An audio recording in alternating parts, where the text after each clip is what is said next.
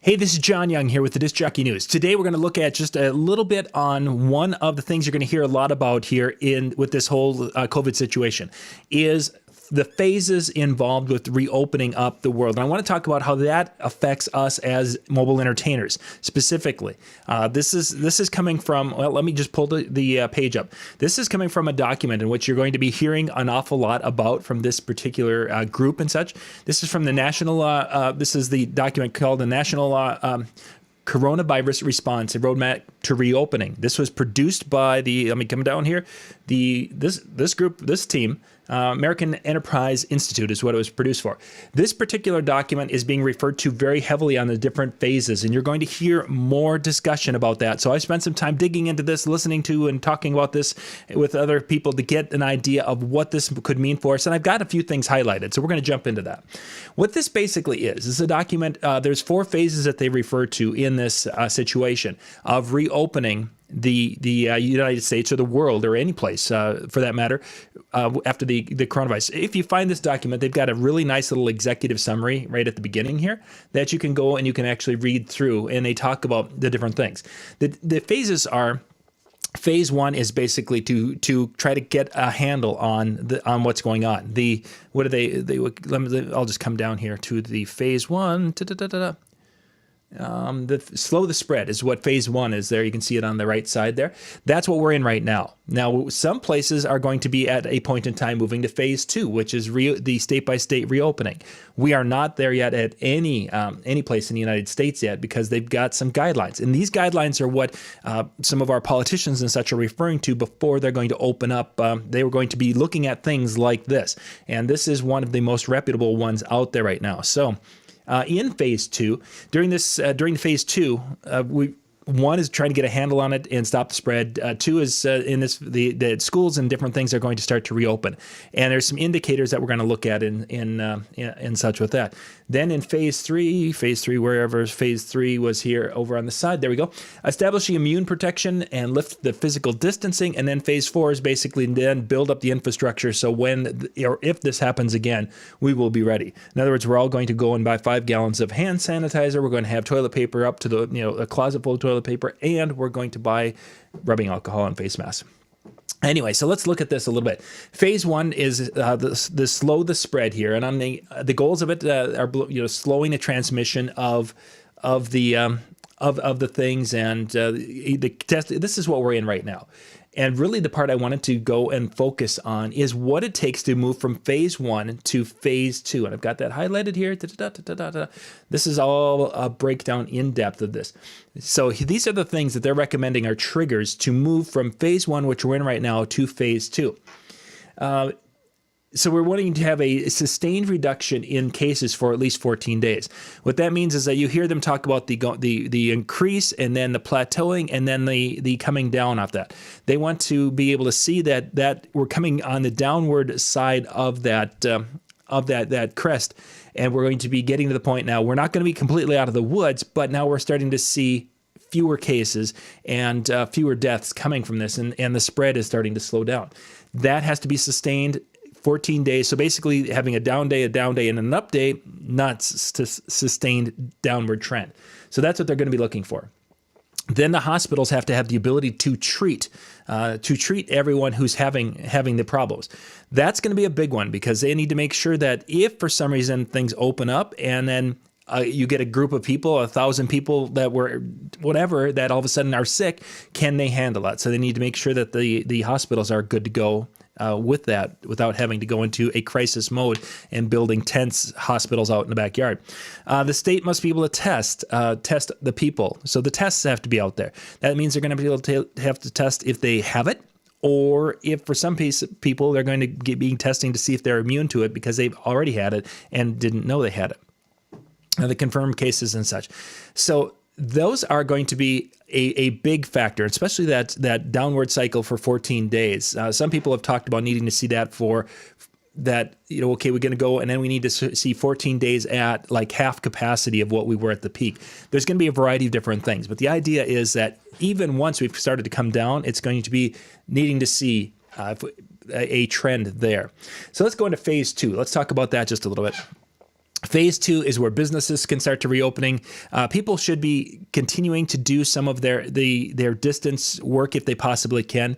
And here's the big one, that this is the one that's going to affect DJs. Right in the middle of this first paragraph, they should be continuing to limit gatherings of people to 50 or fewer. This means that our events, our weddings, our school dances, anything, schools may open, some businesses may open, because the top line, I couldn't highlight the very top line of this paragraph.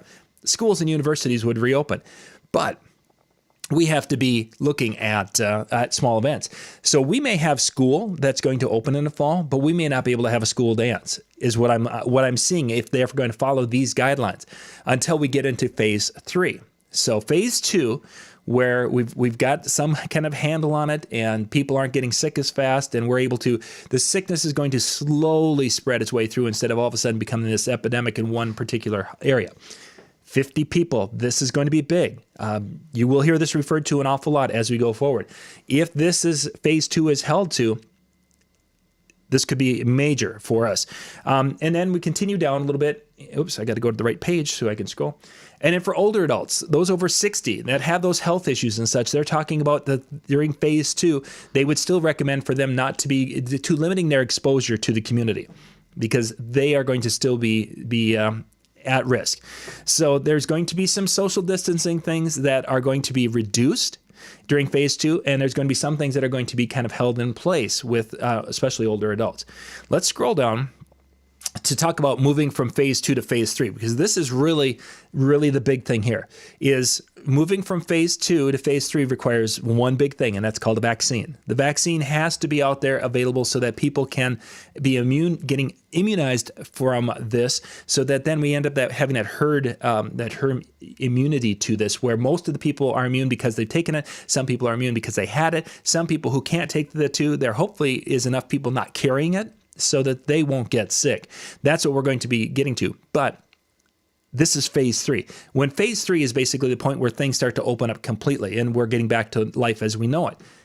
In order to do that, it needs the vaccine. When is that vaccine going to be ready? You hear people saying, oh, it could be ready in 6 months. And all experts that really know what they're talking about seem to be thinking, let me back up. All experts who don't have any money in the game, there's little businesses that are trying to get their name out there as we can make a vaccine in 3 weeks. No, you can't. It can't be done.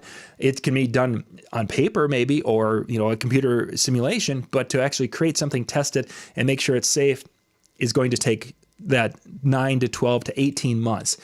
So what I'm saying with this is that we may be in phase 2 starting sometime. We maybe June. I doubt May, but maybe June. June or July, we'll move into phase 2. Schools could be back in session by fall if we don't have another re-flare up, because there are some things in phase 2 that say, hey, if this happens, we need to move back to phase 1. Phase 2 could be a real thing in the fall, but we're not going to be probably having sporting events. We're not going to be having our dances and such. We get into phase 2. We're there for a year. I think is a safe number to say that we could be in phase 2 for a year with those 50 events, and then we move to phase 3 with the vaccine. Once the vaccine has been distributed and such, then we'll be able to open things up and get back to the real world.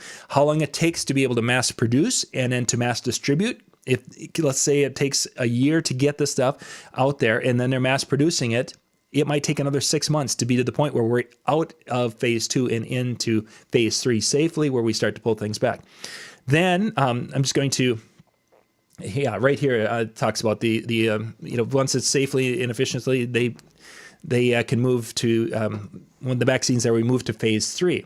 To moving to phase 3, this is all the vaccine talk about it. I wanted to just, once this is distributed, or the vaccines, and then they move into phase 4, is to rebuild the readiness and such. And that's going to be something personal, and that's really not going to relate to too much of us as DJs, except we need to have the products we need for our families to be safe and such. A few of those you don't have to hoard, obviously.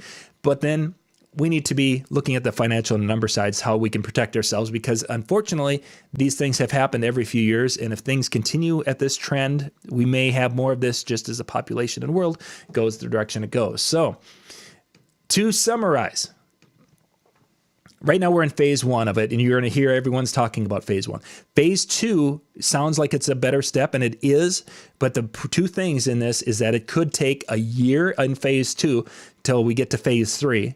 And then phase 2, they're recommending as of right now, groups of no more than 50, which again, school can open, you can have your classrooms and such, some of that might go on, but I'm really concerned as mobile entertainers if we are going to be seeing them allowing events of any size during that phase 2. And when we get into phase 3 when things are going to be immunizations and things are going to open up, we'll be in good shape. But we may not see phase 3 hit or be there until mid to sometime in 2021, whether that's early, mid, or first, second, or third quarter. I don't know. I'm assuming by fourth quarter of 2021, we should be certainly in phase 3 or ending phase 3 as we're getting ready to go into phase 4, which is just life in general. So anyway, just wanted to give you a little bit of a run through of this. You're going to be hearing more information about this. Don't freak out. Just be aware that this is what they're talking about, what they're looking at, and prepare yourself and prepare your business to be able to function with these new rules and regulations that we may be under for the next year, 12 to 16 months. This is John Young with the Disc Jockey News. Thank you for watching. Bye-bye.